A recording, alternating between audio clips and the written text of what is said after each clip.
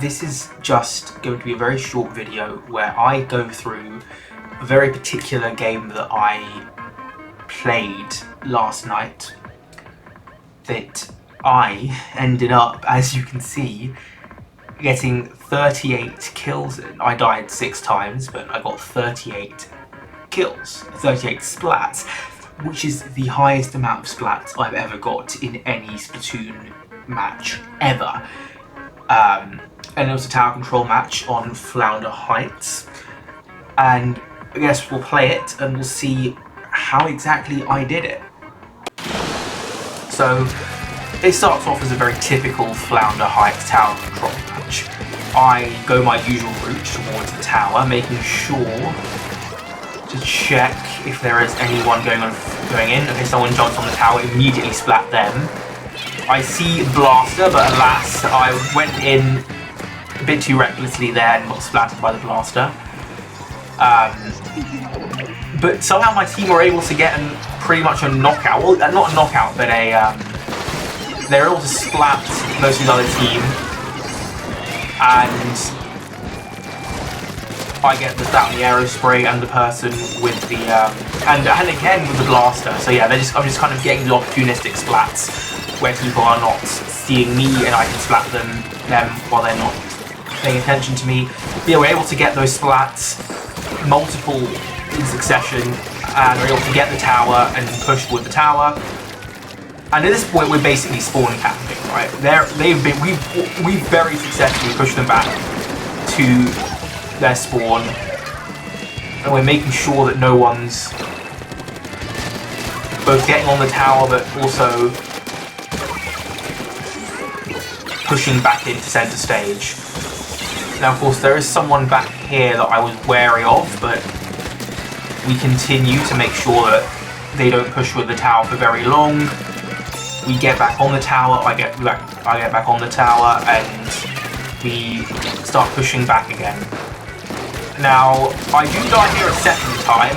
I don't know why. I got 2 of them though, so that's really good. My team picks out all the other 2 quite quickly afterwards, and we get that wipeout, jump back in, and yeah, we're still very much in the lead and pushing, but of course, given how close we are to their spawn, you know, their resistance is not to be scoffed at, not to be underestimated.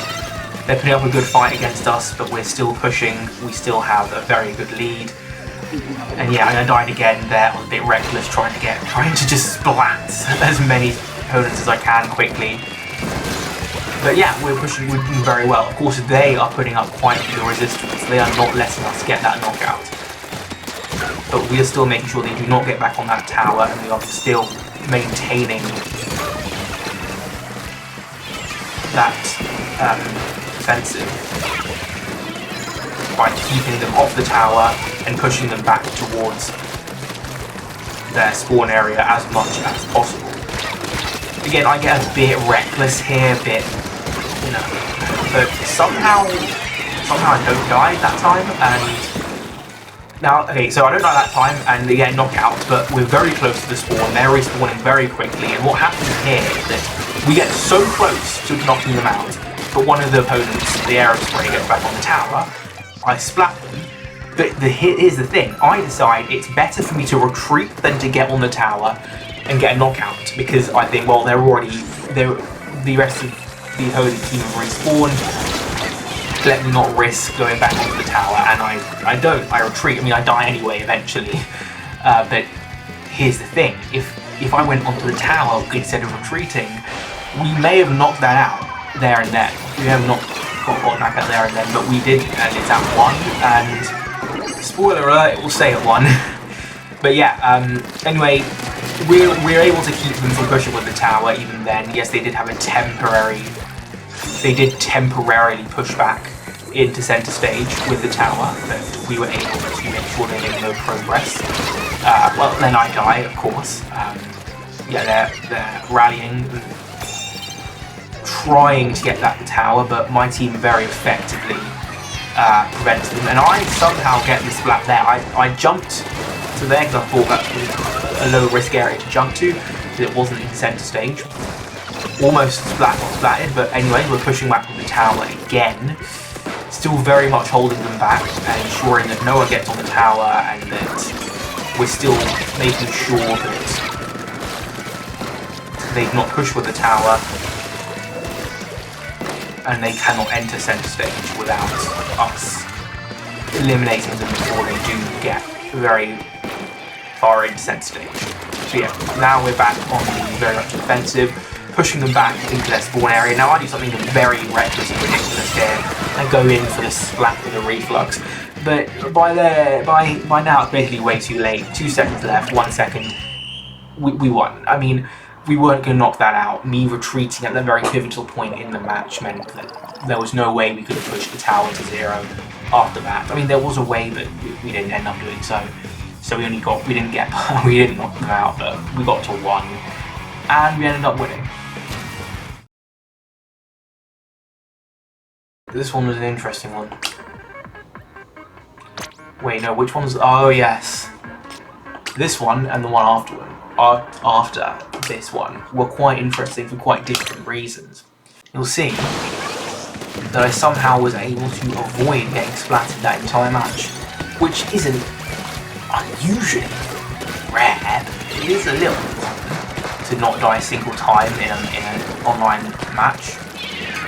Yeah, I get very close sometimes though. Like, I've already made that quite risky move. Luckily I went to the side. No one pushed yet, but then if you push yet, I somehow get the Clash Blast before they get me. It's just, you know, there's lots of near misses, or rather near-death experiences, I guess you could call them. It's the two. I'm going in, I'm being really aggressive here, I'm trying to get splats. And whilst we're definitely winning and in the lead, it is undoubtedly the case that I am making several risky decisions that, if I wasn't a bit lucky, would get me killed. If I weren't a bit lucky in that match, would get me killed. But yeah, we are definitely going all in here. I'm getting those splats, and we win. In how much time? I'll know how much time it is when I watch this video back.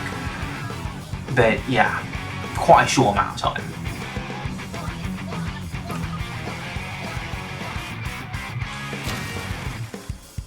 The match after this is even more interesting because of the weapon composition. You'll see what I mean.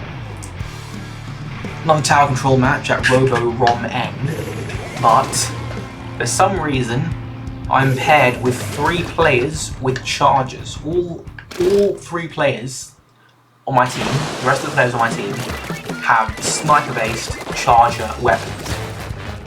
I'm the only one with a more close-range weapon that can be a bit more offensive, closer. And as you can see, I'm being reckless already. I mean, I'm overestimating my range here. But these charger players are very skilled indeed. I mean, they are able to take out almost anyone that I fail to splat and will die to. And we're able to take the lead and push with the tower, mostly keeping the opponent players back, keeping them back in spawn, pushing them back into their spawn area, and yeah, overall quite good indeed. I wait for them to come in then, and then I get the splats. Wait for them to come in and I get the splat. And again, wait for them to come in, then splat. Seems to be going all well and good until breaking point. Until I die. So we'd already pushed the 14 by then. But they get the tower. Okay, so I make sure they don't get the tower. But I'm like, okay, I don't want to push with the tower because if I'm on the tower, I'll be a target. And I generally, in tower control, don't like myself being on the tower. I prefer not to be a target.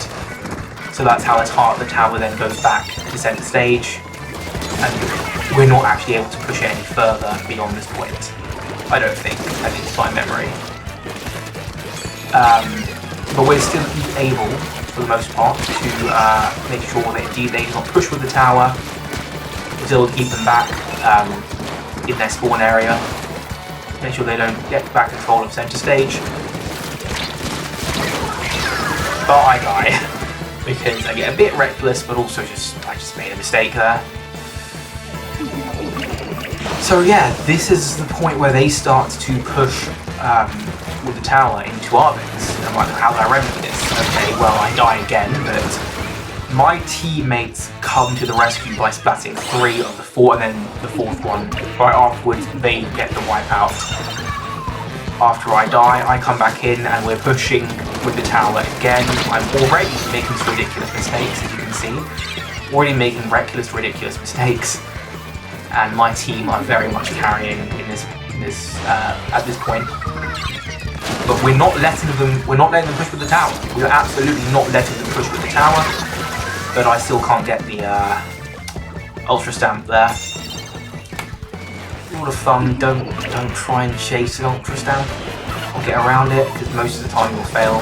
At least in my experience. It may seem like a vulnerable special to you, in my experience. I end up getting killed most of the time by the ultra stamp, not the other way around. Okay, anyways, we are doing very well at defending our base area and preventing the other team from pushing into our base with the tower, in this case. But even with the 3 charges and me on the team, we are yet to actually push any further than we already have pushed with the tower. And even that wipeout does not enable us to push any further, because they've just come right back to attack us, as obviously. So I decide to retreat because I don't want to put myself at risk by going too close to their base. And I want to be able to see where the other opponents are before I can try to approach and attack them. If I see that guy, I think let's go for attack, quick, easy, and then I see some activity over there, eliminate the reflux. This is just us making sure that they never get on the tower, and trying, although not succeeding, at pushing even further with the tower. So we actually did get to 10, but there are only 5 seconds left, and yeah, there was no way we were getting knocked out. I made sure to get that last person on the tower, last opponent on the tower, pick them out, finish them off, and win, despite not knocking out. But yeah, that's how I won a match where the 3 other players on my team all had charges. Essentially, this is the Turf War match where I got 23 splats. That is the highest number of splats I have ever got, in any Turf War match specifically. Obviously, I've got more splats in Anarchy Battle matches.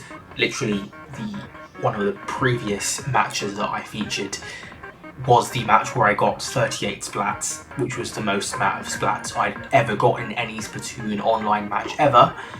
But specifically, if we're talking about Turf War matches, 23 is the maximum. Now keep in mind that Turf War matches are always 3 minutes long, which is less than the time limit for Anarchy Battle matches, which is 5 minutes.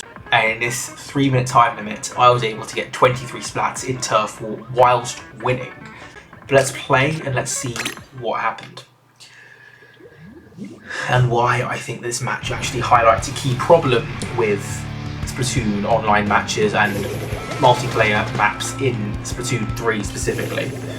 But yeah, starts off as a very typical match indeed. I'm covering turf as I usually do. Now, I will be honest, every single turf war match I get annoyed. Well, not every single one, but most turf war matches, what ends up happening is most of my teammates don't really ink our spawn area very well. They kind of go towards the center stage quite quickly without doing much to ink our spawn area, and I get annoyed by that. But I have started to kind of understand why that is, and whilst I'm less annoyed by that, I still think because it's turf war, you know, you have to ink the ground, you have to ink the turf. Just ink the spawn area, at least most of it, before you head on to center stage. But anyway, so far we're doing pretty well. Haven't got really any splats yet. Only one splat in the first minute. So how do I get 23 splats in the entire map? Well, you'll see. We are able to splat the vast majority of the other team and push into their spawn area. By wiping them out, we are now pushing in to their spawn area, and we're able to essentially maintain this state of the match by just keeping them pushed in for the entire duration of the match, and literally for the rest of the match we just push them towards their spawn area and keep them there, and absolutely prevent anyone from entering center stage and taking back center stage. 1 minute was 2 minutes in with 1 minute left, and yeah, I die again, but we are continuing to ensure that they have no chance of going back into center stage and taking that control of turf in the middle of the stage. We are continuing to push them back and keep them back in their spawn area. Despite that temporary aggression with the special, with the triple link strike, we keep them in spawn. This is how the match goes. This is how the rest of the match goes. We just keep them in spawn. We do not at all lose our guard, and they just can't escape. They can't. We do not allow them to go into center stage. We do not allow them to get back any control of turf into center of the stage. They're doomed. We have won. We have definitively won, and we were winning for most of that match. Now, I think that's a problem. I think it's a problem that it's that easy to just, at least in most maps, to just trap and spawn camp the enemy team like that. It's happened to me where I've been on the receiving end and the losing team way too often. And whilst it also does happen in the case of this match and many other matches, it happens where we are the winning team and we're absolutely dominating. It goes to show that this game is such that certain matches that you play, sometimes, when you start losing, it is incredibly difficult to try and regain control of the objective and work towards trying to get a lead, both in anarchy battles and in turf war. So there you go, my first Splatoon 3 video on YouTube. It was a very different kind of video to the types of Splatoon 3 videos you'd usually see on YouTube, but that's good. I want it to be unique anyway. But yeah, I hope you all enjoyed. Be sure to like, comment and subscribe, and just also comment what you thought of this new type of video that I thought I'd do for Splatoon 3, a game that I have indeed played for almost 2 years now. One of my favourite games on the Nintendo Switch, and I certainly hope to make more gaming videos like this in the future. But yeah, with that being said, that, I think, will be that.